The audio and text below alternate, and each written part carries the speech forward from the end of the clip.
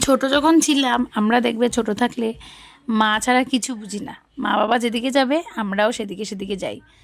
Even আমাদের সংসার হওয়ার পরে আমাদের যে বাচ্চা হয়েছে বাচ্চারাও ঠিক তেমনটাই করে। তো বাবা তো অনেক দিন আগেই মারা গেছে, প্রায় 3 বছর হয়ে গেছে। আর তারপর থেকেই মাকে নিয়েই আমি আছি। তো মা আজকে সকাল সকাল চলে গেল আমাকে ছেড়ে। চলে গেল বলতে মা আমার মশাতো ভাইয়ের সাথে আজকে কলকাতা চলে গেছে। তো সকালবেলা 4টের সময় উঠেই মাকে রুটি তরকারি করে দিয়েছি। আর মনে মনে ভাবছি মার সাথে এত ঝগড়া করি, কিন্তু এখন মা চলে যাবে ঘরটা পুরো খালি খালি হয়ে যাবে।